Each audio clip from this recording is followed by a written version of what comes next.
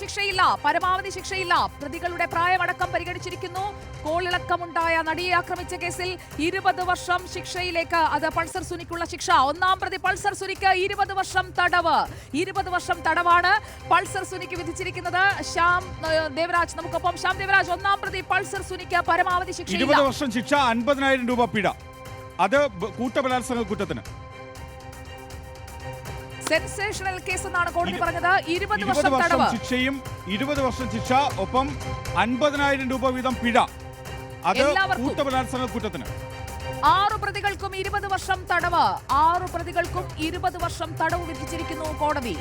സുജയ, 20 വർഷം തടവും 50,000 രൂപ പിഴയും. ഇത് ഇപ്പോൾ എല്ലാ പ്രതികൾക്കും ഇതേ ശിക്ഷ തന്നെയാണ് ഇപ്പോൾ കോടതി വിധിച്ചിരിക്കുന്നത്. 6 പ്രതികൾക്കും 20 വർഷം കഠിന തടവും അതോടൊപ്പം 50,000 രൂപ പിഴയും. ഇതാണിപ്പോൾ കോടതി വിധിച്ചിരിക്കുന്നത്.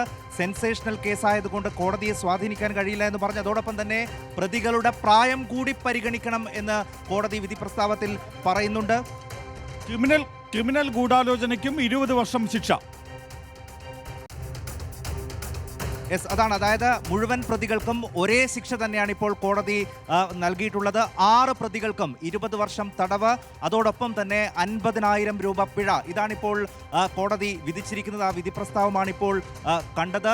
അതായത് 20 വർഷം കഠിന തടവ് 6 പേർക്കും. അതെ, 20 വർഷം കഠിന തടവ്. ഈ 6 പ്രതികളും പൾസർ സുനി അടക്കമുള്ള ഈ 6 കൊട്ടേഷൻ സംഘാംഗങ്ങളും 20 വർഷം കഠിന തടവ് അനുഭവിക്കണം. അതോടൊപ്പം തന്നെ 50,000 രൂപ പിഴയും ഒടുക്കണം. ഇതാണിപ്പോൾ കോടതി പറഞ്ഞിട്ടുള്ളത്. ശിക്ഷയുടെ കാര്യത്തിൽ ഒരു ഏറ്റക്കുറച്ചിലുകളില്ല.